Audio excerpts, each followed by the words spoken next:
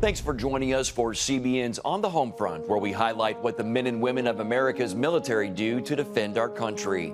I'm Mark Martin. Air University is headquartered at Maxwell Air Force Base in Alabama and is the U.S. Air Force's Center for Professional Military Education.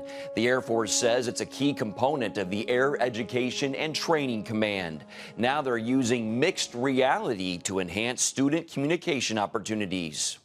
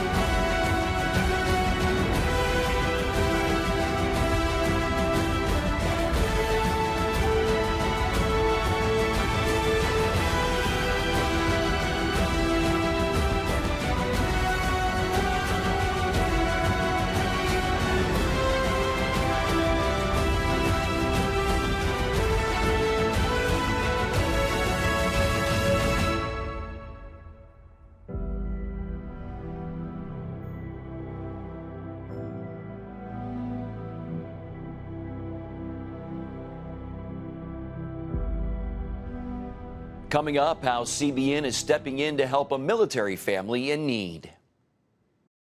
Welcome back. CBN honors the men and women in our military with an initiative called Helping the Home Front. It partners with churches across the country to meet the needs of their military families, from repairing homes to providing financial support to wiping out medical bills for wounded veterans. When Coram Kennett lost his job right before the holidays, CBN's Helping the Home Front was there to give this military family a Merry Christmas. Coram Kennett served 5 years in the Army as a combat medic. His wife, Mackenzie, is quick to praise him for his dedication to serve.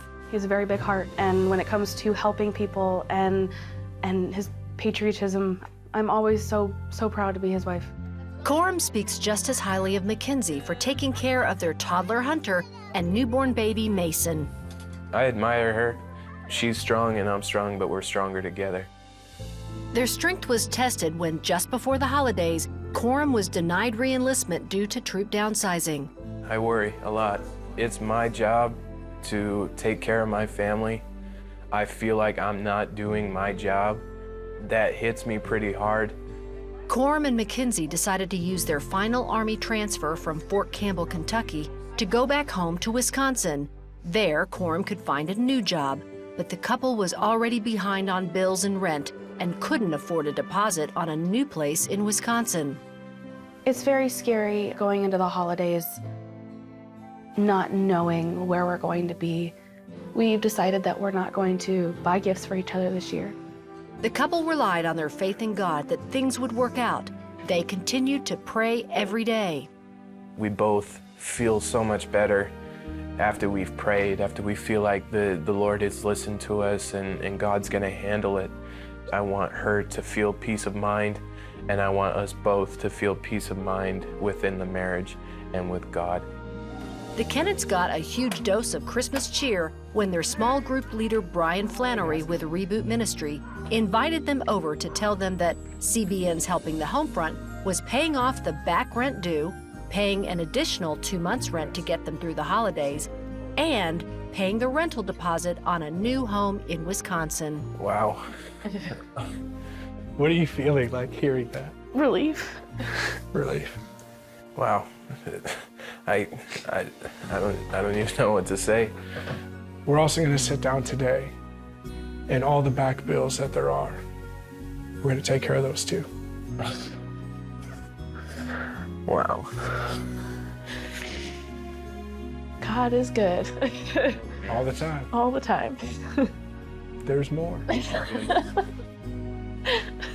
So we wanted to make sure that you could give those boys the Christmas that they deserve. So, right here are gift cards. Oh my gosh. And as soon as we're done, we're gonna go shopping. Thank you.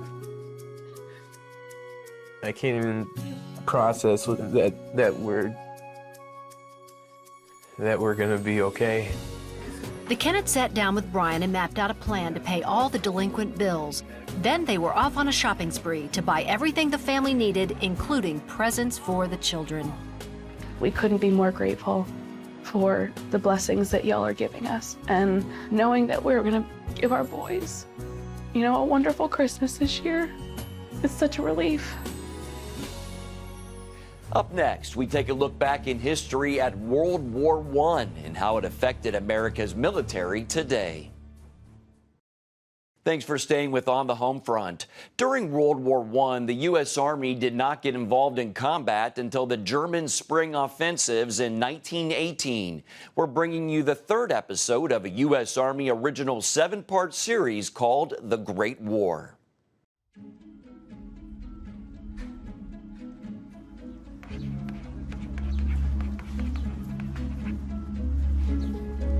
With the collapse of Russia into revolution and civil war, the Germans now have an opportunity.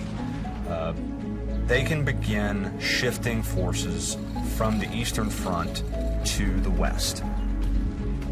But this is going to come to fruition with the launching of the German spring offensives.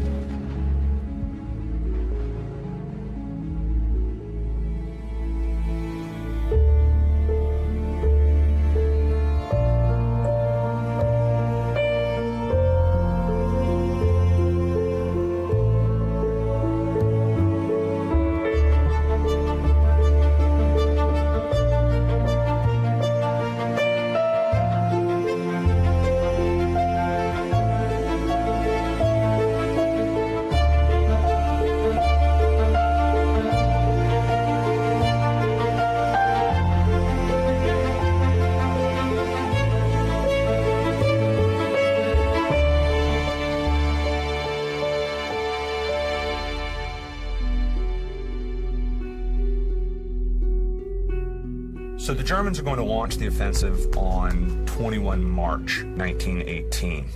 The idea is that Ludendorff, who is the de facto head of the German army, wants to launch a series of offensives designed to separate the Allies, at which point the French would have to sue for peace and the coming American troops would be rendered moot. The Germans are going to utilize a new technique that they have been developing called infiltration tactics. They are training your soldiers in rapid maneuver warfare to where instead of what had been a typical World War I battle where you have a preparatory artillery barrage, perhaps several days, followed by a general advance all across the line looking to push the enemy out and just gain terrain. What infiltration does is these are highly trained infantry who are going to be advancing rapidly, bypassing initial strong points, and then moving into the enemy's rear and then turning to disrupt their ability to react to the offensive, and then follow-on units will take the front line. Utilizing infiltration tactics, utilizing the buildup of forces, they are going to launch the first offensive, which is known as Michael. It is wildly successful. They come slamming across the junction point between the British and the French forces, almost annihilating it, and the British are going to be forced to fall back roughly 30 to 40 kilometers.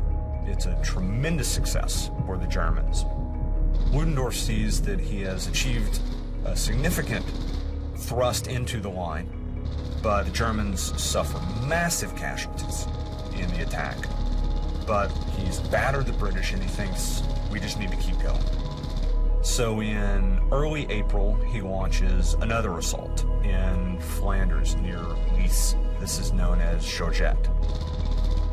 It's not as significant in terms of gains, but it is significant in that it so threatens the British that you have Haig making his famous fight with our backs to the wall speech.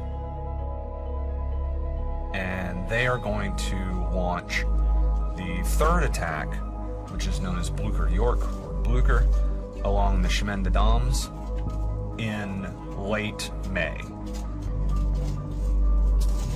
This is a spectacular success. They shatter the French forces, pushing them back another 40 kilometers, driving a deep salient along the Western Front towards the Marne River. This is going to, again, throw the Allies into mass chaos. What Pershing is forced to do by the German offensives is he is forced to commit troops before he's ready.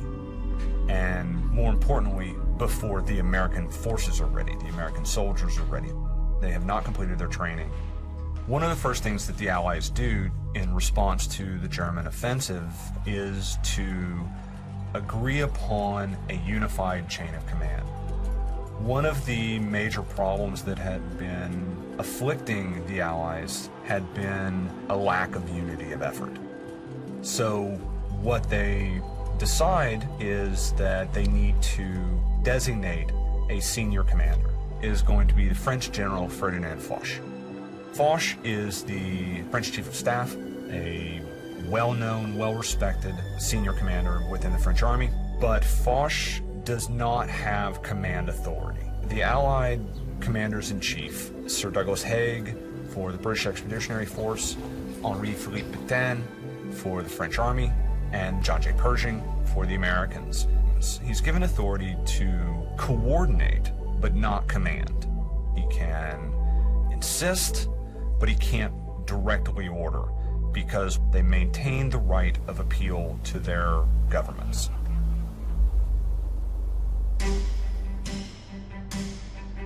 After the Americans participate in helping the British and French blunt these initial German offensives in 1918, Starting in late May, you'll start to see American forces employed in much larger units, up to division strength, at a place called Cantigny, which is in northern France. And in that location, the American 1st Division conducts the first all-American offensive action of the war, meaning that they have their own specific part of the line, and they conduct an attack that takes place on the 28th of May, 1918. The German army has developed what they call a salient or a bulge in the French line that points westward into the French line. Don't go anywhere. We'll be back right after the break. Welcome back to On the Home Front. Here's the second half of Episode 3 of a U.S. Army original series, The Great War. The 1st Division is sent into the line in mid-May to occupy a section of the French line, while the French forces that are there are pulled out and they're sent further south for other offensive actions. And on the 28th of May, a regiment of the American 1st Division, the 28th Infantry Regiment, will attack at Cantigny, and they will capture the village in very heavy fighting, hand-to-hand in some places. And they will actually hold on to the sector there at Cantigny in the face of incredible losses, and they will resist several days of German counterattacks before the Germans essentially give up. And this action is really the first all-American offensive of the war in which the Americans have their own sector of the line. So that is a watershed moment in the war for the 1st Division and for the AEF in general, in that they are demonstrating their ability to conduct a large-scale offensive action with all of the command and control And logistics that would support it. Immediately following that, in early June, the Germans launched that other follow-on piece of the offensive around the city of Château-Thierry, which is on the direct rail line east from Paris out to the French frontier in Metz. The Germans will reach the vicinity of the city of Château-Thierry and the Marne River, and they will begin crossing the Marne River. So this is a point of real danger for the French army, and elements of the AEF will move into combat in the area of Château-Thierry along the Marne River in June of 1918. The first of these actions will kick off on about the 5th of June with the arrival of a brigade of the U.S. 2nd Division of U.S. Marines in the area of Belleau Wood, which is just to the west of Château-Thierry, France. That's a sector of the line that was held by the Germans in their advance, where they had basically stopped to refit and rest and prepare for the next phase of their attack towards Paris. The Marine Corps 5th and 6th Regiments of Marines, which comprise the 4th Infantry Brigade of the 2nd U.S. Division, which is an Army formation, will be sent into the fight because they arrive from their training areas further west and they're deemed ready for combat, and will enter into the fight on the 5th of June, 1918, around Belleau. And they will attack a number of villages around Belleau Wood and Belleau Wood itself. And over the next 2 weeks, will engage in vicious hand-to-hand fighting that virtually destroys the two regiments.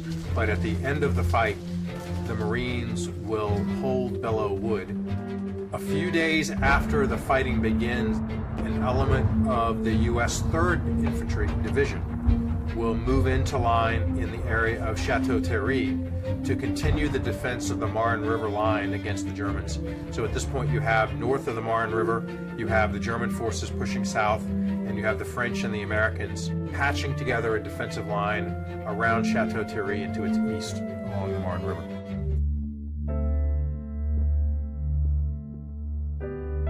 The German offensives have begun to slow down and to halt by the beginning of June.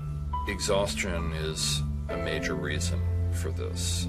German troops are combat weary. They've been at the front, whether on the west or the east, for 4 years now. And much of their personnel is simply the dregs. Individuals who are exceptionally young or exceptionally old have been forced into uniform. That's really the reason why at the beginning of June the German offensive stops. Afterwards, the Americans launch their assault at Belleau Wood. The Germans will launch their final offensive on the Western Front on July 15th along the Marne River. And that offensive is stopped almost immediately. Now, there are a number of reasons for the Germans' exhaustion. One is simply long-term physical fatigue. Another is influenza, and illness affects the German army quite significantly, beginning in the late spring and early summer of 1918. You can see this in the German official records, that dozens and then hundreds of German troops are out of combat at any given time simply because of illness. This also has to do as a result of malnutrition and of exhaustion. But German morale is also collapsing by this point. There's a sense that they are very unlikely to win the war. And General Erich Ludendorff notices a number of occasions where attacking German forces simply break down, even without significant resistance on the part of the Western Allies, and they begin looting and refuse to obey their officers. So there is a definite sense of exhaustion. However, it's important to emphasize that the core of the German army remains very professional, remains very determined, and they will remain very tough, very formidable in defense through the summer and autumn of 1918.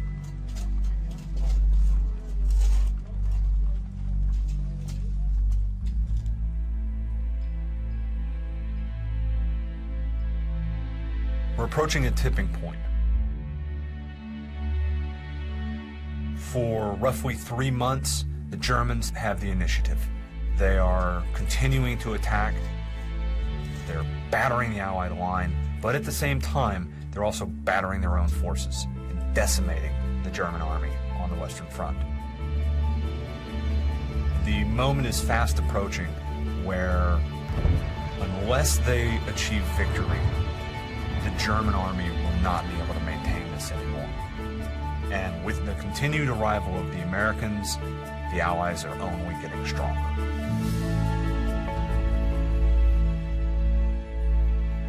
That's all for today, but you can find more of our exclusive news coverage at cbnnews.com. Hope you'll join us next time. Have a great day.